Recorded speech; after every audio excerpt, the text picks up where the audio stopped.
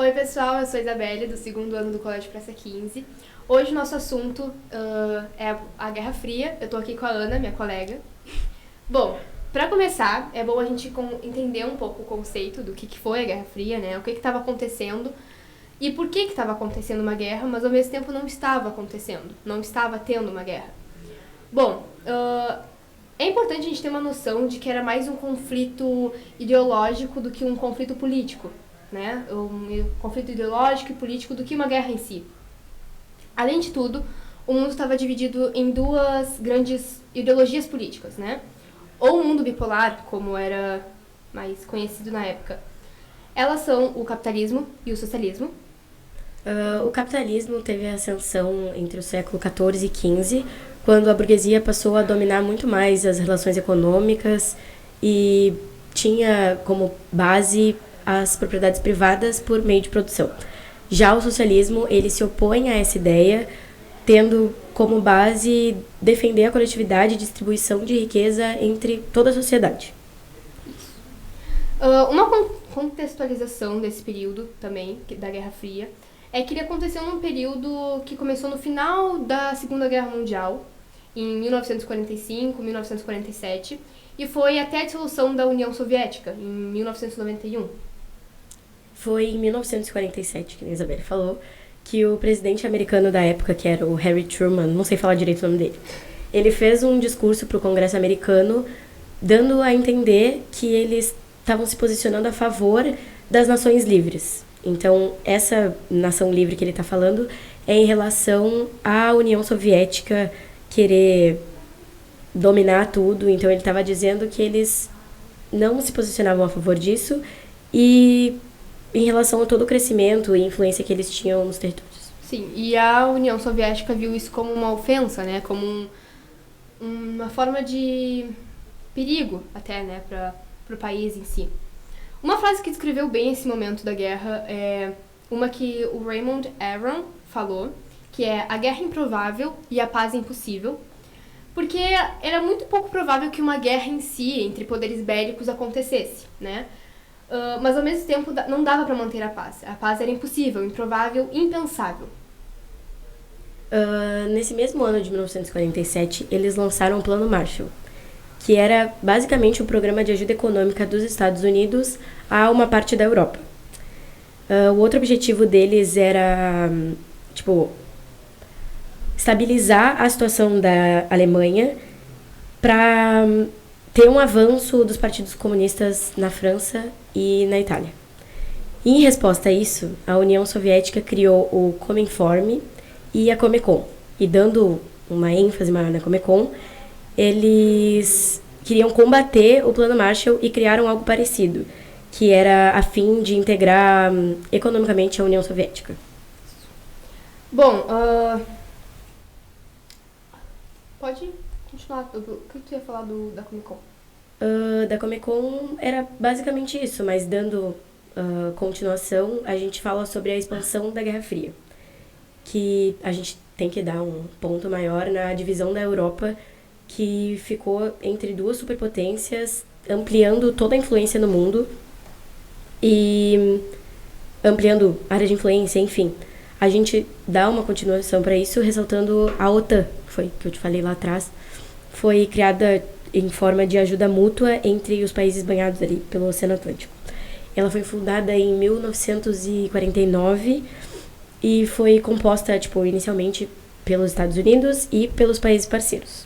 Sim, é mais ou menos 30 países, né? Exatamente, 30 países, 30 países, isso.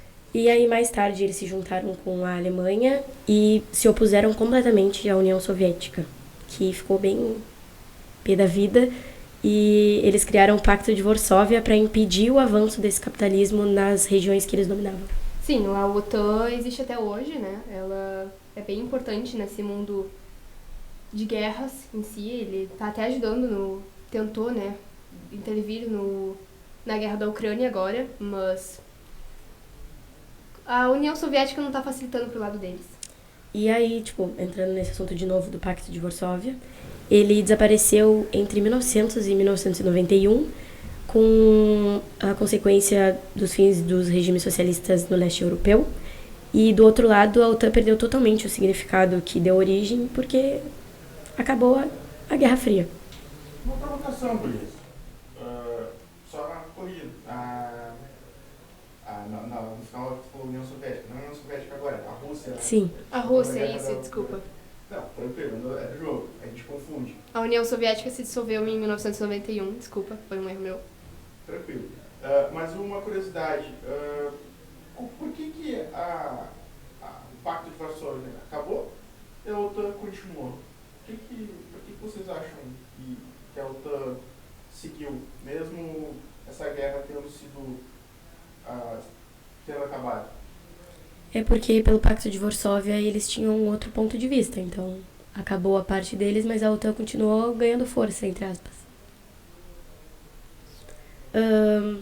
A gente ressaltou 2 pontos que foram disputas clássicas da Guerra Fria, que foi a construção do Muro de Berlim em 1961 e a crise dos mísseis em 1962. A construção do Muro de Berlim dividiu a cidade entre Berlim Ocidental e Berlim Oriental, procurando melhores condições de vida no capitalismo da Alemanha. E a crise dos mísseis teve origem quando eles tentaram instalar bases e lançamentos de mísseis em Cuba. Aí, passando para a parte do fim da Guerra Fria... Também teve a questão da corrida armamentista, né, que a gente estava comentando. Ponto. E isso é um bom ponto nessa guerra, que foi uma disputa entre 2 potências, que era os Estados Unidos e a União Soviética na época, para a construção do arsenal bélico, né, mais poderoso ou da arma mais tecnologicamente sofisticada e com mais poder de destruição. E, duas grandes bombas e muito famosas foi a bomba de Hiroshima e Nagasaki, que foi os Estados Unidos que lançou no Japão, e foi um dos ataques mais conhecidos até hoje, né? Pode continuar, desculpa. Não, voltando no fim da Guerra Fria, a gente tem como principal acontecimento que eles atribuem ao fim da Guerra Fria a queda do Muro de Berlim. O fim da União Soviética, ela teve, após essa derrubada, e inaugurou um novo período na história mundial, que foi onde eles implantaram o capitalismo em todos os países do globo até hoje. E, em resumo, foi isso. Na economia, a principal característica não, é impacto que a Guerra Fria teve foi a expansão do capitalismo em todos os países do mundo. Sim.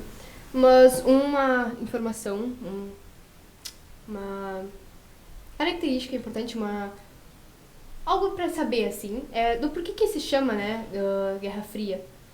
Bom, é porque não houve uma guerra ou conflitos bélicos diretos entre 2 potências, que eram os Estados Unidos e a União Soviética, mas dada a inviabilidade da vitória em uma bomba nuclear. Ou seja, foi mais um conflito de poderes, né, mais de ameaças e xingamentos, digamos assim, e para descobrir quem tinha mais poder do que, enfim, sobre poder bélico, né, em geral. E foi mais ou menos isso, é um conceito, algo importante de saber porque se chama Guerra Fria. E é mais ou menos isso, resumindo, né, Tem um outro ponto que, tipo, hoje em dia o capitalismo adotou um outro nome, que é neoliberalismo, não capitalismo. Isso. Resumindo, é esse o nosso resumão sobre a Guerra Fria. E tem mais alguma coisa a acrescentar? Não? Então é isso. Até o próximo episódio do Pode Praça e até mais. Tchau!